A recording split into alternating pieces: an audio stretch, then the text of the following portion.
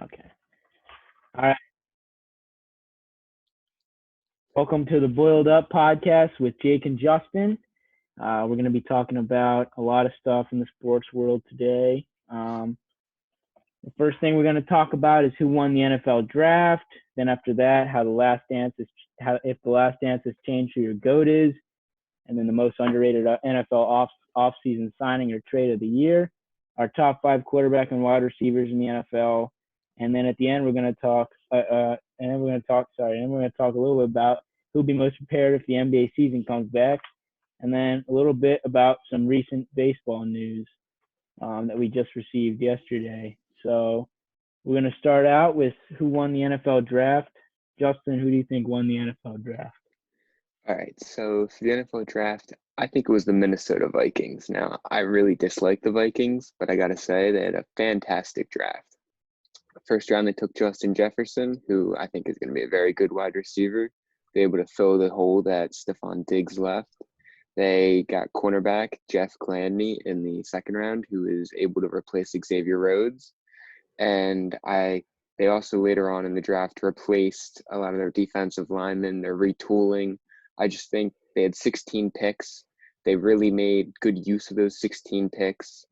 I just think they added a lot of young depth into that team, which was very much needed. Yeah, them and the Dolphins had a lot of picks this year, and that really helps. Really helps being able to get all that draft capital, especially in a pretty deep draft this year.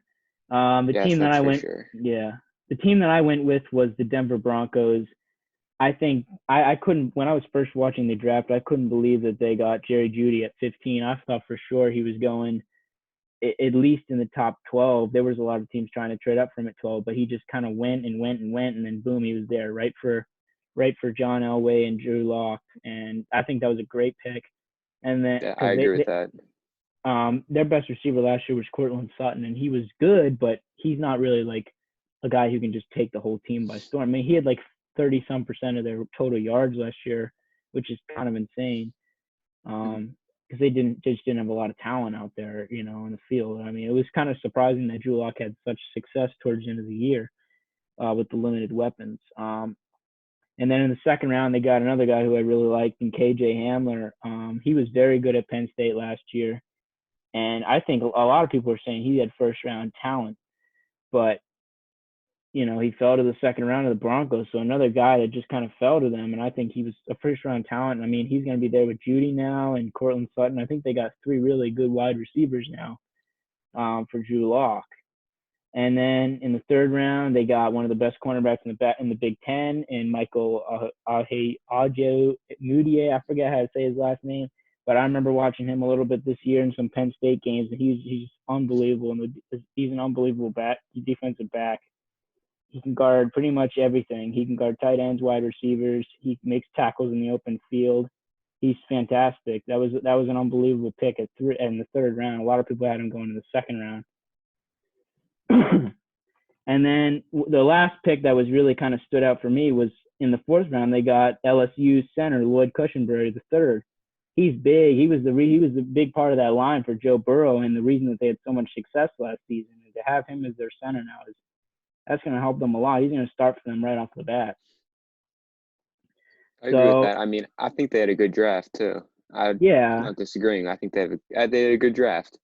yeah, I don't not much of a debate on this one. Just kind of two teams that really had great drafts. I think the Broncos are going to be very good this year. I think they're going to be right in that playoff race in the AFC. I think I like that offense with Melvin Gordon and Philip Lindsay, and I just really like the draft that they had. I think they really Elway knocked this one in the park. They've been struggling for a while since Peyton Manning left, but I really think that they knocked us out of the park. And I mean the Vikings too. They had a very good draft. Both these teams got like A's across the board from experts on their drafts, so it kind of makes sense as to why we're talking about both them.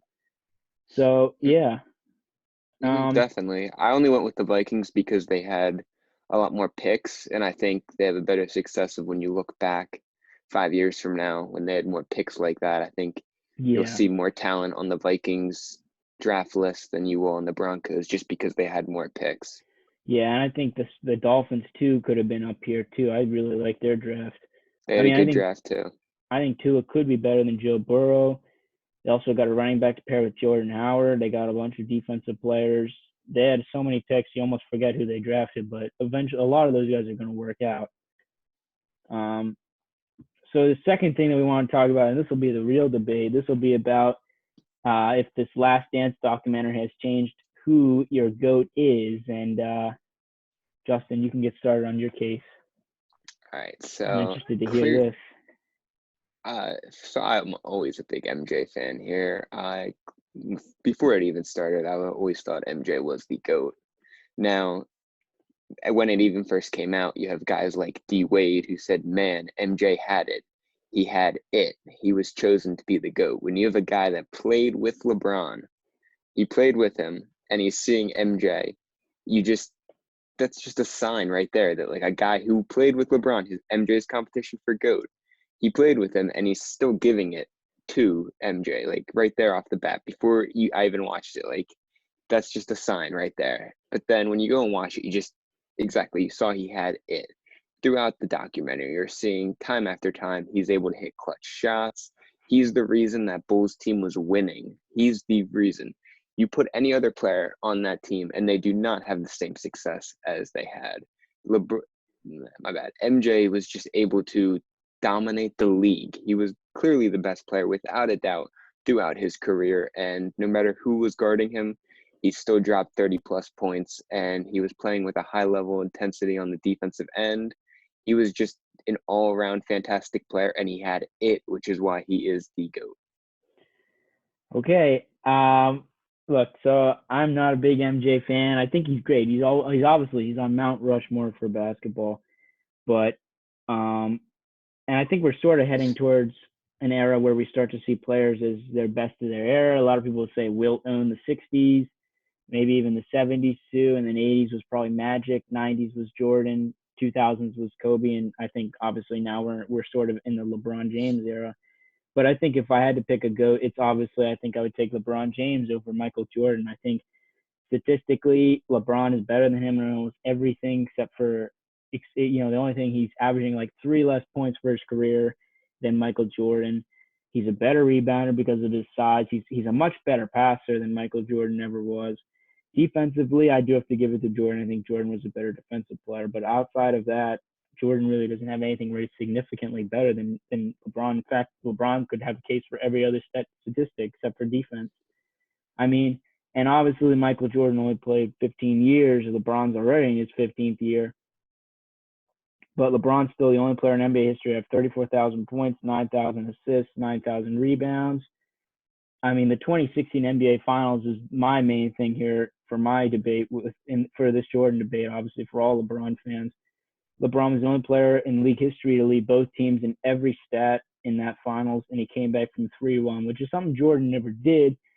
So I think that's LeBron's case. I think winning doesn't mean everything. I mean, if winning meant everything, then Bill Russell would be the GOAT, but nobody believes that. So I just think it's LeBron, Raymond James. I think he's the best player of all time if we had to pick one guy. I think he's number one. Then I would take Jordan maybe 2, and then probably Bryant number 3 if I just had to pick 3 off the top of my head. But 6-0 in the finals is a big argument against LeBron's 3-6. But I just think statistically speaking, and the competition that LeBron had to face was just so much harder than Michael Jordan's. I mean, we're watching in this documentary, we're seeing Jordan's team being heavily favored in every finals. LeBron's only been favored in the finals when he was on the Heat, and he won 2 out of those 3. He didn't go 3 for 3, but still. That's because MJ is the better player. I don't know about that, because think about it. We were thinking about that finals. The one that made me kind of think was the Seattle finals that they showed in that documentary last night, where it was like, this is the biggest mismatch in finals history, and I was like, that was the last 2 finals LeBron played in when he was playing the unbeatable Warriors. There was just no shot. That Bulls team had had 3 All-Stars on it. They were amazing, and they had Steve Kerr, they had Paxson. I don't think Paxson was actually, no, Paxson was still on the team for at least a couple of those runs. They were just really good. And I think that, those first 7 years of Jordan's career, he didn't win anything, so, I don't think it was really just he could do it by himself. He needed to have all-stars too. to win. And even still, he didn't have to play a team that was stacked with like 4 or 5 all-stars, throughout his whole career. I mean, the best teams he faced was teams with 2 all-stars, which was like the Utah Jazz. He played the Lakers at the end of their run in the first finals, and the bad boy Pistons he did beat, but he also lost to them twice. So, he's not, Superman in the playoffs. He did lose some series too. So I think it's kind of just harder to say that. I think it's very hard to say that Michael Jordan is vastly better than LeBron just because of 6-0 in the finals. That's just how I see it. You can look at the finals numbers like that, but you say like LeBron got to more finals and he was playing tougher teams, but that's because in 27 out of the 37 opponents Jordan faced, they had over 50 wins in the regular season. Meanwhile, 18 of LeBron's 37 playoff opponents have under 50 wins. LeBron's competition to get to the finals was much weaker than Jordan's. I All mean, right, I Jordan would say had this. Defensive Player of the Years guarding him, Sidney Moncrief, Alvin Robertson, Dennis Rodman, Gary Payton. Rodman was on him 4 different times. I mean, the case that he never really had any, like the league, in his era Jordan's era was just bad, is just ridiculous because they had very good teams back then and Jordan played against them and he dominated them most of the times he played them. Look, I will say this for LeBron's case. LeBron took that 2007 Cavs team to the finals, and that was the worst team to ever make the NBA Finals. He was literally the only good player on that team. I mean, their second best player was like Mo Williams or That was Zoran true, but Ilgauskas. Like that was impressive. He did get swept um, by the San Antonio Spurs, but I don't think Michael Jordan didn't even make it to the finals with a team like that.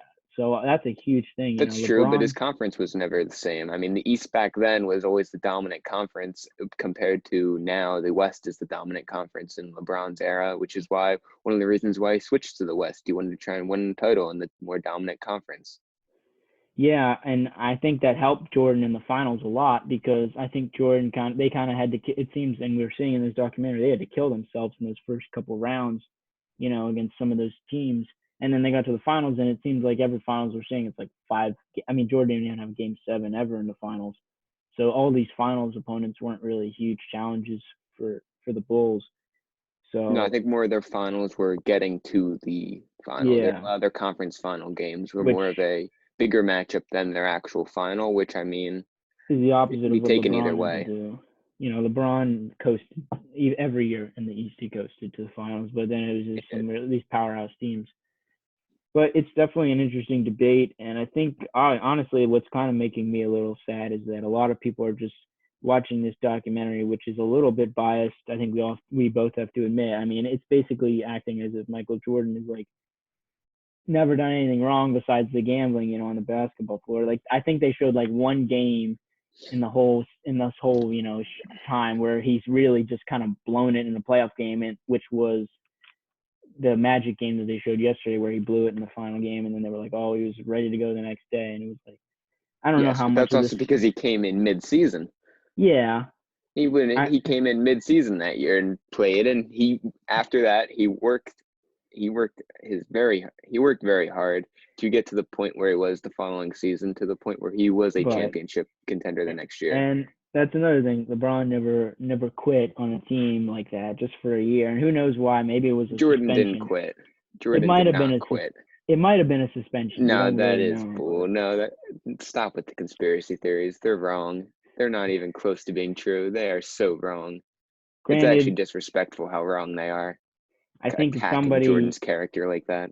if somebody had actually died in LeBron's life that was as big as Jordan's dad, maybe they would have changed things. But still, I don't know. That whole thing is a little off for me.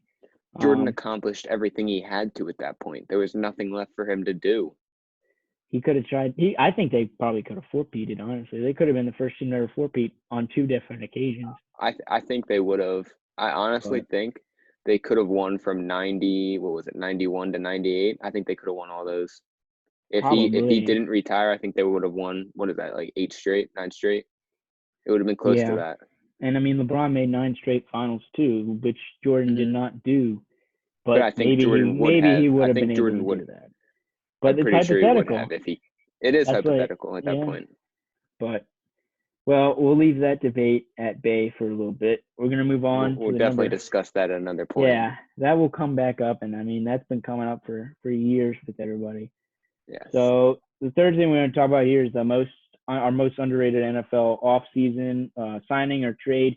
And for me, I took Calais Campbell. I thought that was a really, really good. And I mean, the Ravens, they're stacked, but I think they got even better with this trade. They gave up was a fifth rounder for really who probably behind Yannick, the second best defender on the Jags, and a guy who's been to the Pro Bowl for a fifth rounder. I was like, wow, when that trade came through, I was like, what is going on? I think part of that is just we're seeing the Jaguars are taking a full rebuild with what they're doing, um, in an attempt to get Lawrence, Tank for maybe Trevor. Fields, yeah, probably.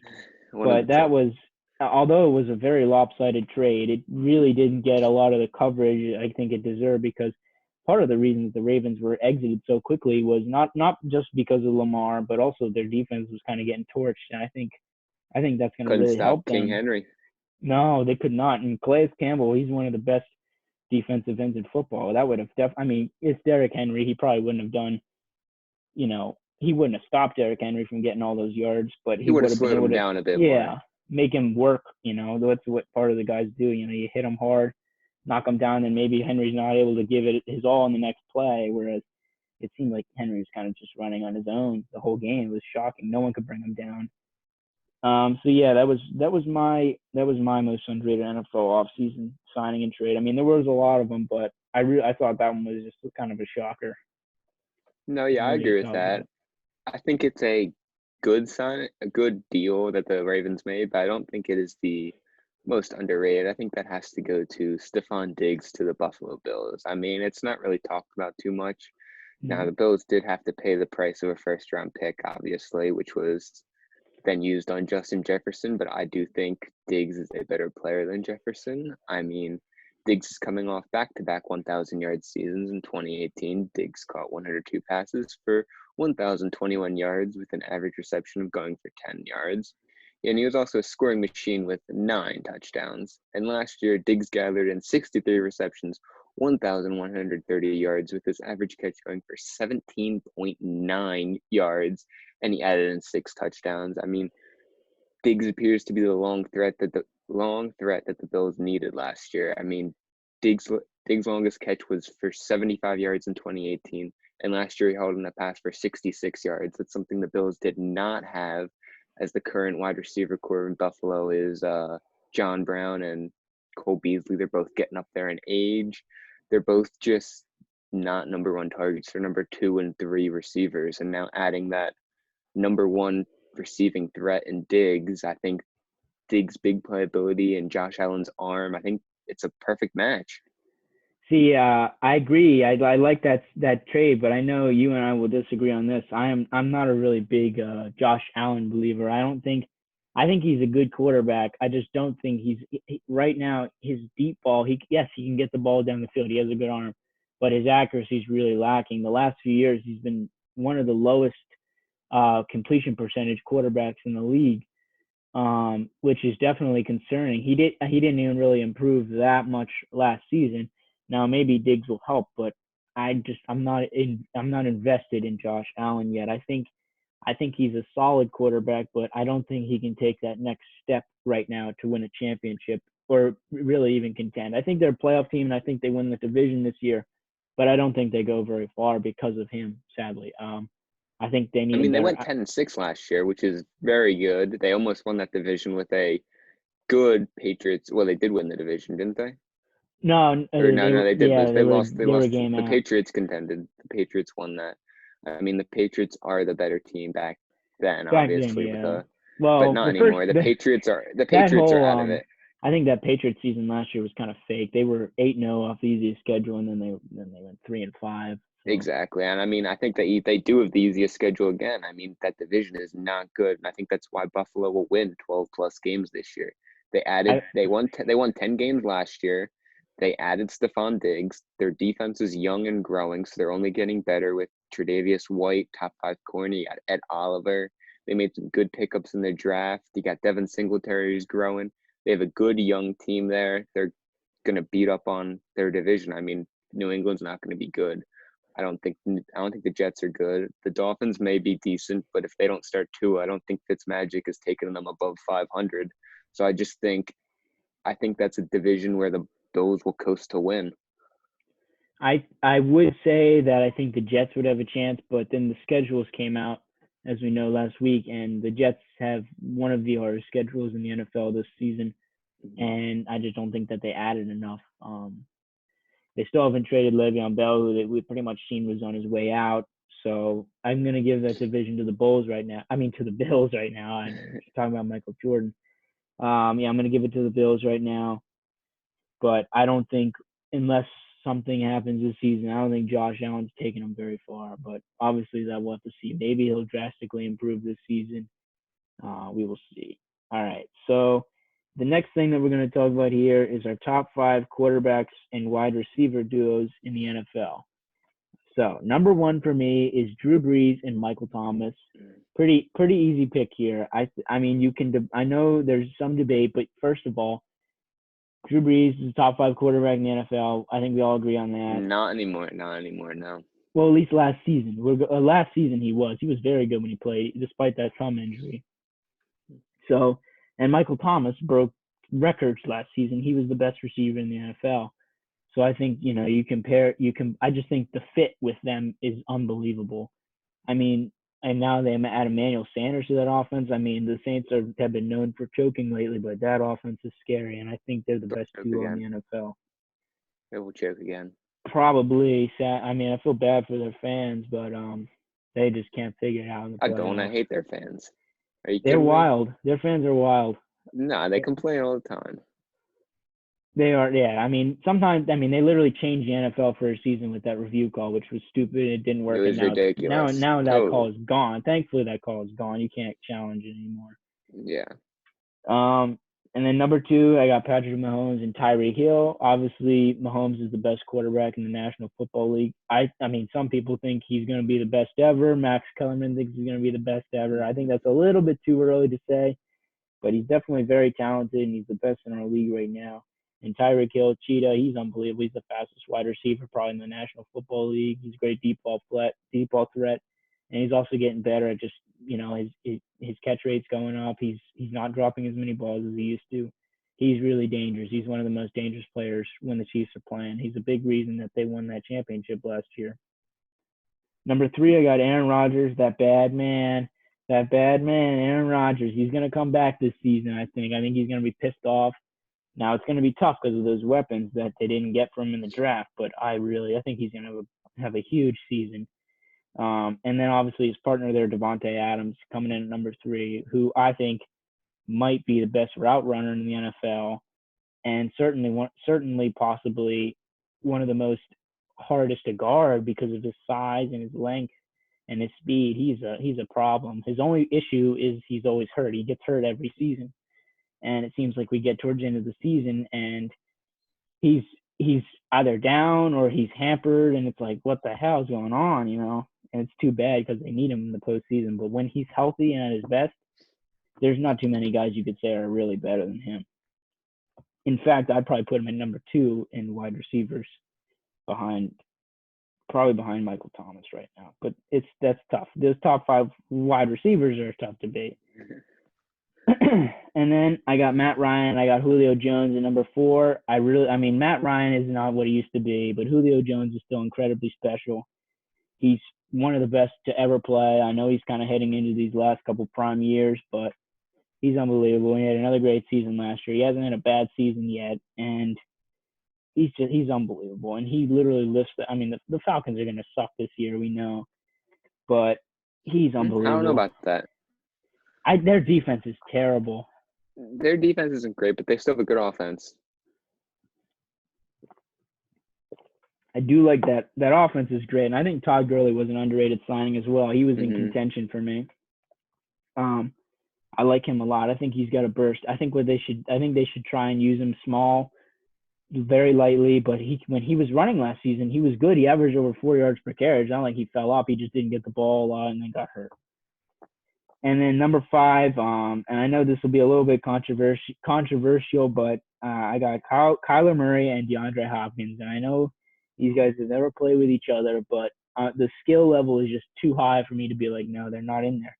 First of all, you got probably the best wide receiver in football over the last few years, which was Hopkins probably during even. I mean, you could make a debate for Antonio Brown, but this guy didn't drop a single pass 2 years ago. I mean, this Dropped guy's a lot of passes unbelievable. the past couple years, though. Last year, I don't know what happened with Hopkins. I mean, he still made. I didn't think he should have made All Pro, but he still made All Pro. Yeah, And that I was don't not. He was not deserving of that.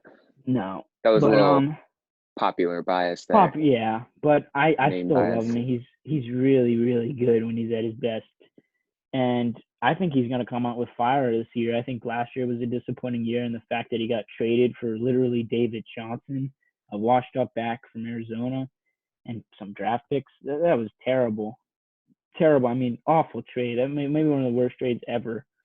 So I think he's gonna come up pissed, and I think Kyler Murray is gonna really improve a lot this year. He was pretty good last year. He was offensive rookie of the year, and he really didn't have a lot Didn't to work deserve it with. though. He was great. He was very good with the resources he had. He had Christian Kirk. I mean, they had that whole running back issue with David Johnson, who they didn't really find a back until they got Kenyon Drake from the Dolphins late in the season, and that was when they really started to spark as a team those last couple of weeks. So I really like Kyler Murray this year. I think honestly, I mean, I think he's going to be he's a great dual threat quarterback, and I think he can throw well too. I mean, we're going to see what type of leap he makes, and obviously the size is a bit of a factor with being able to stay healthy. But he was pretty healthy last season. He played every game, so I like him this year. I think he could be one of those guys who takes that sophomore leap that we see in the NFL. So that's my list. Um, what's yours? All right, so number one, I have Patrick Mahomes and Tyreek Hill. I mean, number one, you have to have Patrick Mahomes and Tyreek Hill just because Mahomes is by far the best quarterback in football. I mean, you can't put another guy up there in contention I with him agree. when I it agree comes with to that. throwing the ball. When it comes to throwing the ball, and I think the difference between like a Michael Thomas, a Julio Jones, Devontae Adams, and Tyreek Hill, there's not that much of a difference. I don't think he's up. I don't think he's in that tier, but I think he's the tier below that. And I think the quarterback play just elevates him to make Mahomes and Hill the number one option there. I think Mahomes' ability to throw the ball is just out of this world. I mean, his arm strength, his accuracy, his throw on the run, he can do it all. I mean, you just got to put them as the number one combo. Okay. And then you got something to say?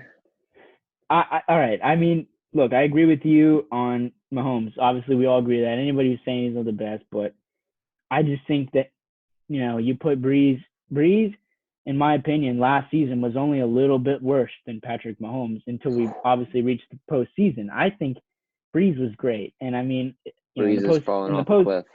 obviously in the postseason, Mahomes was here, Drew Brees was already out. But Michael Thomas broke records last season, and I think that the difference in quarterback is a little bit less than it was the difference between Michael Thomas and Tyreek Hill.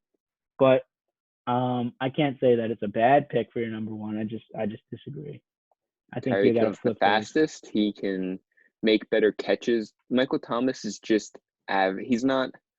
No, he's not average. He's very good, but he's just good at everything. He does not stand out at one thing. His route running is very good, but outside of that, he's not extremely fast. He doesn't have the best hands. He doesn't have the best jumping ability. He's just average all around. As where Tyreek Hill he gives you the deep threat. He's fast. He gives you the yards after catch. You can throw him screens and he'll make something out of it. He has the speed. He's the deep threat. He's got everything. He's got the full package. While he does have some issues holding on to the ball, outside of that, he's very good. So I think Okay. you just got to So give them the average. You got to give them the number one spot. okay, what's the rest of your list then? All right. So number two, I have Aaron Rodgers and Devontae Adams. I think Aaron Rodgers is still a good quarterback. I think he is starting to fall off a cliff a bit here. But Devontae Adams' route running is the best in football. His ability to catch the ball is always good. He does deal with a little bit of injuries here and there, but he is a very good wide receiver, and I have to give them number two. And then number three, I have Drew Brees and Michael Thomas. I mentioned Michael Thomas I, earlier, I didn't I and didn't Drew think you were Brees. gonna list those guys. After one No, and I two had went to by, I list was them like, oh here. my I god. had to list them here eventually. They are very good. I think Drew Brees is starting to fall off a cliff here. I don't think he is the same quarterback he was. I think he is a good quarterback, but I don't think he is great anymore. I think he is Would you just take? good. I think he benefited a lot behind a good offensive line, a very strong run game, and having a good coach. I think he really benefited from all of that. But I don't think he is that skillful anymore. I think he is Would you take Breeze or declined in that Rogers right aspect. now? That's a tough one. I think I would have to give it to Aaron Rodgers because Aaron Rodgers is more mobile. That's Okay. just he takes the advantage there. That's the only difference. I think other than that, they I are very similar. I do think Rogers will bounce back this season. I think we're going to be hearing a bad man coming back again from Yeah, I Steelers do fans. agree with that. I think he is very motivated after what happened this offseason. So okay, all right. And then the last two. Number 4, I have a little bit of surprise here. You did not mention them. I have Russell Wilson and DK Metcalf. Oh Now, wow, wow! Oh my God! I think Russell Wilson is the second best quarterback in football by a good amount. Okay, I can I, agree with that, but and Metcalf. his Metcalf has shown some very good traits. I think Uh, he is on the up and coming. I think this year will be a very outstanding year for DK. He will show out big time this year. His leaping ability is one of the best in football. He has good hands. He's got the speed. When Wilson evades the pocket, or he evades the pressure and steps out of the pocket, DK always got open. I really like him. I really like those two this year. And then okay. finally, number 5, I have Matt Stafford and Kenny Galladay. I think Matt Stafford is consistently disrespected in the league. I think he is a top 10 quarterback. I agree. I agree He with that. constantly puts up very good numbers behind a bad offensive line with no run game. Kenny Galladay, again, up and coming wide receiver, very good, very talented. I chose them over Kyler Murray and DeAndre Hopkins in this list only because And they over just Matt Ryan and haven't. Julio Jones. Matt Ryan has fallen off a cliff, and Julio's up there in age. Ooh. Julio also doesn't find the end zone. I had to pick them. Well, on your list, you had Ryan, I had Ryan and Julio 4. You had two guys ahead of those guys. I wouldn't yeah, honestly.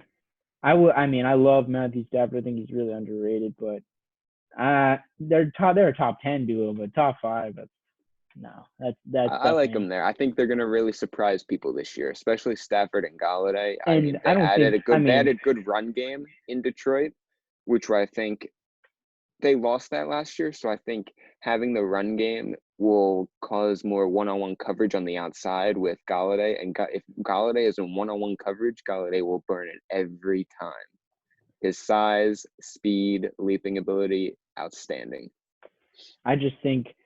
I think a little bit too much is being jumped on with DK Metcalf. I think he's really good, but I don't think he's obviously Russell Wilson is here. He's at the top, one of the top in his position. Yes, I agree. But DK Metcalf is not there yet, oof, but I Russell Wilson's ability to have success at the level he's had so far is because incredible. You have to put him on this list, and I I wouldn't think even put Metcalf DK's wasn't on. even their best receiver last year. It was Tyler Lockett. So I don't like Lockett because Lockett gets hurt too much. That's the only negative I have on Lockett. And DK was really ended up being his favorite wide receiver by the end of the year. He ended up being the number 1 by the end of the year, and I think there's big he things was in ahead the for play that in the duo. playoffs, yeah. But I Mm-hmm. don't know. That's a very, very, very, very hot take, boiling take, as we would say in the boiled up Yes. podcast. Okay, we're gonna move on. One of the last things we're going to talk about here is who we think will be the most prepared NBA team if the season comes back. My pick for this is the Los Angeles Lakers. I think this is a huge boost for them having if the season comes back. First of all, there's a guy who they cut around the trading deadline who could have probably come back for the playoffs, and his name is DeMarcus Cousins. He would have been back by now. They still have him training in their facility. They could easily bring him back for the last 15 games of well, we don't know. Let's just say hypothetically there's a couple regular season games to get some ramp up. But their issue with him was that if he was going to come back, it was going to be right in the playoffs. They didn't want to do that. That didn't work for the Warriors. But if he had 5, maybe 10 games in a whole month of, obviously they're going to have like 3 to 4 weeks of just kind of training and getting again with the team. If they add him back into that mix, he's their starting center, and he's an unbelievable center when he plays. He's always Yes, hurt, but but when he plays, he's really, really good. And I mean, right now their starting center is JaVale McGee and Dwight Howard. Oh my God, DeMarcus Cousins in that lineup. That's oh, that's gonna be yes, that's gonna be DeMarcus a tough Cousins team from to 3 years beat. ago. The DeMarcus Cousin of last year and this year of what he will show, he is not that same player. He is a He's I don't think still that better than that's not those the right two. case. You should be making the case that LeBron has not had any load Oh well, management this year, and yes. he should be there should be no DeMarcus Cousins talk. That is terrible. DeMarcus I Cousins is an average center at best nowadays. He I is just so think, washed up. and I Your know take should be that LeBron James is getting time off now because he doesn't take time off during games or in the regular season. He plays every game he can. So this break is giving him time to rest up for the playoffs. I That would should be your agree. take. I would agree with you, but and that was what I was thinking about talking about. But then I thought about it, and I was thinking about some of the comments that LeBron James has made. And LeBron James was saying a couple weeks ago that his body was confused, and his body doesn't know why he's not playing right now because he's always playing at this time. So think about going at his old age, playing at that level. That when the game was canceled, they were at the best that they've ever been. They had beaten the Bucks and the Clippers in back-to-back games, and his body was probably in, his body's always in great shape, but his body was in the best basketball shape it was in at that point. He was taking over the MVP competition, but now all of a sudden his body's here. Now he has to get all the way back up to here in such a short amount of time, and I actually don't think that really helps him a lot. I think that probably hurts him. What probably would have been best for the Lakers if they had the season for him, for LeBron James at least. I think this helps them so much because I think they can get guys like Boogie back into that lineup, and that's a boost that they need to beat the Clippers, beat the Bucks. The team that they had was good enough, but if they had one more piece, they didn't really do much at the trade deadline because they didn't trade Kuzma. You bring. I know I know it's a little bit crazy, and a lot of people don't really think about it, but that guy had been training in the facility even to this day. He's been in that facility with the team, even though he's technically cut, which he really wasn't because he's still with the team and they have all intentions of bringing him back. Him and AD are best friends. So I think they bring a guy like him back if he's healthy, just like kind of like the KD situation, except the Nets aren't going to because they're not championship contending. But the Lakers would bring him back, throw him in that lineup, and I think that gives them a huge boost in the West. I think that would be the reason if they win the championship why they would win because of that one piece that just kind of saves them. Now, But DeMarcus not Cousins is average at best now, and JaVale McGee that's the upgrade there would be minimal at best, if not worse, because he has no chemistry with any of the players on the team. well. That That's what I was saying. Think about it. If we get the season back, we're gonna have 3 or 4 weeks of training, and then maybe a couple regular season tune-up games, and then it'd be the playoffs. And I think that amount of time would have really helped them rather than just throwing them into the fire, which is why they had to cut ties with him because they didn't want to do that to him. But I mean, I think obviously, I think if the Lakers can get a guy like him back and playing, I think that's a huge boost for them. I think it's a huge boost for them, and I think that's more important than getting LeBron some rest that he really didn't need.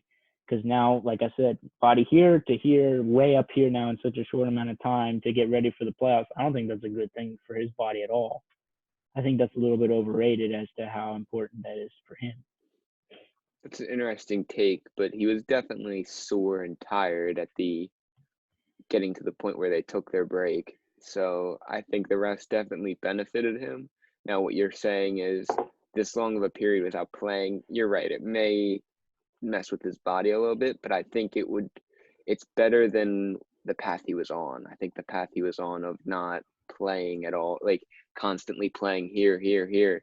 I think his body was definitely wearing down there. So I think this break definitely helped LeBron more than it would hurt him. Fair. Now, for Now my most get on to prepared yours. for my most prepared teams, it's got to be the Philadelphia 76ers. I mean, so the Sixers obviously have been so disappointing this year. I mean, Yeah, I'll they're agree. sixth It's been seed in tough the to watch. East. Yes, exactly. So this break here has given, well, to end the season there, up until the break, Joel was still dealing with some injuries. Ben was obviously hurt. Ben has now fully Ben probably would recovered have from missed his the whole back injury. season. Yeah, They were talking about him Ben missing the would whole have season. missed up until the playoffs. He probably would have missed a round or two as well. So the Sixers would have lost the first round easily if they didn't have Ben Simmons. So getting him back and healthy is huge. It's just a tremendous boost here. And you're giving Joel time to rest up his body. I mean, Joel Embiid, the past couple postseasons, he's just been constantly hurt, whether it's Yep. sick, hurt, he's just not been 100%. And if he can use this Yeah, time to get stronger, stay healthy, just fix that not putting diet. the wear and tear on his body, I mean, that's just a huge advantage for them in the East. And I mean, this is also a very obviously when you think about the Sixers, you think about injuries, but like another thing was their overall coaching and performance, they weren't up to standard. And I think this break has No. given Brett Brown and Elton Brand, and it's given even the players time to go back and watch a lot of film and see what wasn't working. Because at times when you go back and watch things like that Sixers Clippers game, the way they were setting screens between Ben and Joel, and it was obviously the one in Philadelphia, not the one in Los Angeles Yeah. that they lost, but the one where Ben and Joel played and they And won. it went off. That game was just incredible, and if they can figure out what worked in games like that and put them into an offense, I think that gives them another advantage. Whereas they were struggling there, this gives them time to go back, review what was working, what wasn't working, and figure out what they can do to succeed here once play resumes. I agree with you, and obviously we're both big Sixers fans, but Mhm.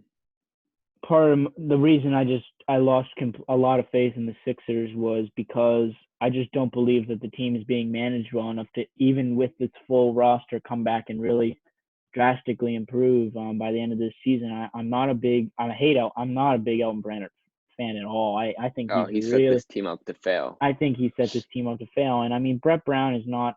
I think Brett Brown is he's a very solid coach. I just don't think he's the He may coach not be the right fit for this for team. Ben Simmons, especially because I mean, there's some coaches in the NBA who would be like, Ben, like, no, like this, you're learning this for this season and really pushing. He's not really pushing Ben Simmons to really learn anything outside of his current game, which is the one of the main things the coach need to do with the star I will players. say Ben Simmons did improve his defense, though. His His defense has defense is skyrocketed, unbelievable, but and his playmaking's gotten better. His finishing has gotten better. The only thing that hasn't improved is his shooting. yeah, I like his free throw shooting. He's a better free throw shooter, but he needs to be able to. If teams are going to give you a wide open 3-pointer, you got to be able to at least take the shot, because then you at least keep the defense honest. He'll His game is always going to be driving to the basket, just like LeBron James. LeBron James is not a stud shooter. He's only about 30-some% career 3-point shooter, but he shoots those shots just like Joel does because it keeps the defense honest. And then the next time, Ben Simmons makes a couple of those 3-pointers, and he's very capable of hitting a three. I just don't understand He's why he's done not it before. hitting it.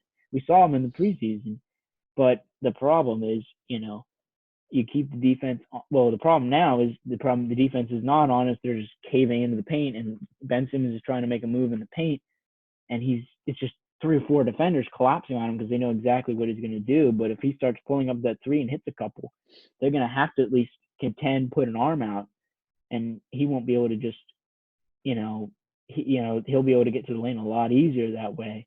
So I think he needs a coach. I mean, obviously it's a big coaching change, but we need a coach in Philadelphia who's really going to press these players, especially Joel too. As long as with the diet, like there'd be some coaches who would literally be like, no, like that's unacceptable. That would never happen for some coaches.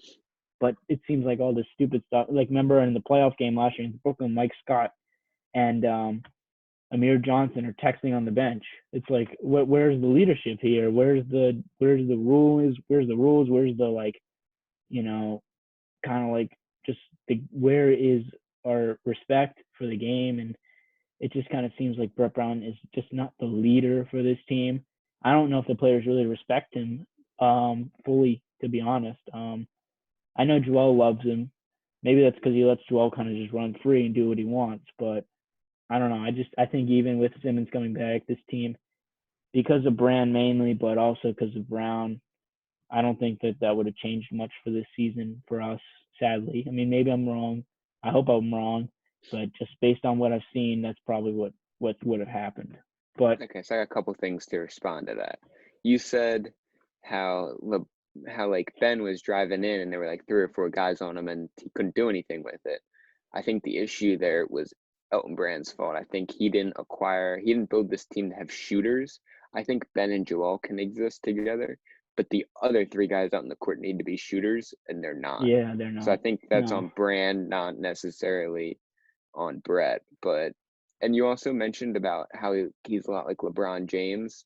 You'd mentioned there at one point, and LeBron James really wasn't a good shooter anyway. He wasn't a good shooter till later in his career there. So Yeah. it's a lot like Ben. If Ben were to shoot now, he'd only be shooting like Ben Simmons made this quote. He said, I would rather shoot 40% than shoot under 30% like some of these guys out there right now.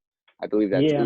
it was along those lines. And while I agree to him to an extent, I would still like to see him shoot more just because I All don't we're really care about the asking, percentage. I don't care about the yeah, percentage. It it's just about frees up keeping the the defense court. honest. Yeah, it keeps the defense honest. But I think, which is one thing LeBron James did when he was entering the league. He didn't shoot well at all, but he No, still put up he the still shots shot just him. because it kept the defense honest and then it gave him more space to work with. And I think that's something Ben does need to do. I But mean, this there was break a gives them time to look at tape. yeah. And I think looking at the tape, they'll be able to find what worked because they clearly had success against teams. I mean, Boston, they beat 3 out of 4 times. They beat the Clippers. They beat the Lakers. They had tons of success at home. So if Yes. they can use this time to put what they did successful and keep that up and put it all together. I think they could be a dangerous team to make a run in the playoffs, or they could be a first round exit as well. There's definitely Could the kind of go potential either for way. both. Yes, that's for sure. I agree with the shooting thing. With we need shooters around this team, and I don't know how. I mean, I knew as soon as the offseason finished, I was like, "Where's the shooters?" Josh Richardson's not a shooter really. He's a defensive guard. Korkmaz is our best shooter, and he's an average three. He's a little bit of an above average 3-point shooter at best. But yeah, I agree with most of those points there. The only thing that I think is kind of interesting is the fact that, and this goes back to my leadership comment with Brett Brown. Early in the season, we remember that quote from Brett Brown saying, "We'd like Ben Simmons to shoot at least 1 or 2, I forget the number, 3-pointers per game," and it just didn't happen. It hasn't happened. I mean, Ben Simmons hit a couple threes early in the season. He hit a couple from the corner. He was like 2 for 5, I think, in like the first 10 games from three. And then that quote came out, and it seems like Ben Simmons has just forgotten Mm-hmm. to shoot a 3-pointer since then. And then he's kind of just saying, "This is not my game." I mean, we're not asking for it to be his game. We're not asking for 5 to 6 3-pointers a game. We're asking for maybe 1 or 2. And I mean, if Ben Simmons wanted to, he could get 12 to 15 wide open threes a game. He Mm-hmm. would, but Yeah. he doesn't shoot them. So, yeah, so that's pretty much everything that we're going to do with that. The very last thing that we're going to talk about here, and we'll talk about it a little bit briefly. Yesterday, we saw that the MLB was going to implement a possible DH this season of the shortened 80-game season that we're probably going to get in July. So my kind of take on that, I think that's going to be extremely helpful for a lot of these NL teams. I mean, I think the Phillies are a team that really will benefit from this just because they got a top prospect in there, Alec Bohm, who's now probably got the chance. We probably wouldn't have earlier thought he would have really been called up too early this season, but now he has a chance to right away be called up and play. It's going to change a lot of things in the NL. I mean, we see AL, we see a lot of the pitchers go to the AL from the NL, and it's just a little bit tougher because you don't get that easy out in the first 5 to 6 innings. Now we're going to see games where there might be runners on second and third with 2 outs and the pitcher left to bat in the second or third inning. They won't have to hit anymore in the second or third inning. And that's going to make it harder on these pitchers in the NL. And also another thing that I think you can take away from this is the ability that pitchers are now going to possibly be able to go longer in games. I mean, AL pitchers have AL pitchers have a huge advantage because they don't have to bat. So you're going into a position now where it might be the 6th or 7th inning, kind of vice versa to the second and third, where you'd have second and third on with an out or 2 outs or whatever, and the pitcher wouldn't have to bat, so you wouldn't have to take that pitcher out of the game. We've seen a lot of times pitchers having really great games and 6th or 7th inning, it's too close to the game. They need those runs more than they got to pitch the next inning. So that's definitely what I'm taking away from that. I think we need baseball back. We need something, and I think that they're in the best out of any sport right now. They're in the best shape to get started. I mean, everything's been approved. They've already tested all the players. It seems like this is going to happen. So it's an exciting thing to look forward to. So yeah, that's kind of what I was taking from that. Anything you took away from some of the recent news or anything from the DH impact? Yeah, I mean, I saw the DH was a possibility. It's not confirmed yet, but I think Yeah, it's likely. I mean, makes it's more sense. so for a safety issue, like Yeah, concern then the there, pitchers don't because have to bat. with pitchers don't have to bat and they've taken all this time off that they're not used to. I agree that that's a good move. I think it's a smart move on their I mean, decision. I'm curious to see what pitchers like Madison Bumgarner, who like yeah, to hit, they he could still prefers hit to him hit. there at So DH. what would you do in that situation? I'm curious to see how something like that would end up playing out. I But mean, I like it. It brings a new aspect to it. I'm curious if it will be they determine it just for this year or if they're going to I implement it hope it's going in forward. yeah, if I they'll think, do that. I mean, who knows? They could do it for previous years or they could say it's going to be something like, "Oh yeah, we'll test it out this year and if it doesn't go well, we'll scratch it and something." But it's kind of like the pass interference call back in the NFL there we talked about earlier with the Saints when they got that. It's kind of like the same thing. The pass interference call came for a year and then they voted on yeah, it and they declined it. So now it's not continued. So I think we could see something like that with the DH. And if people don't like it, they it could could be scratch it. canceled I right mean, away. it brings a new aspect to the NL because, like you said, pitchers can go longer. Pitchers don't have to, you don't have to pinch hit for pitchers. It brings a whole new aspect to the game. So it'll be interesting to see. Like you said, I'm glad baseball looks like it's on its way to returning. I really Yeah, miss it. It's a thank God. interesting game, and have you been watching any of the Korean League? I'm not been staying up 3 a.m. to watch it, but I've seen a little bit of highlights it, and it's definitely different. It's definitely something different. It's a little interesting, pretty funny to watch. Definitely worth a watch if you got some free time. Um, but yeah, Korean League is big right now. Makes you miss baseball. Yeah, it's fun to Makes you watch, miss but the then you're MLB. also like, damn, I wish we had our baseball back. Yeah, Definitely. I agree with what you said. I think this is going to be a great thing for the league. I think for all fans in the MLB, we always like we see our pitcher go up to bat, just please just get out, like just swinging a couple pitches and miss. I don't want to see you sprinting across the first base, Yeah, and you don't want to pulling see a him get hurt. hamstring. So yeah, I'd agree with that. So That's the last thing you want. well, that's the last thing we're going to talk about here on the Boiled Up podcast with Jake and Yep. Justin, the first episode. So First hopefully, episode in the yeah, books. first episode is in the books. We'll definitely be working on a second one here. We'll see. We'll put together what we're going to do. And, well, hopefully listen to this podcast, enjoy it, and hopefully come back for more. Yep.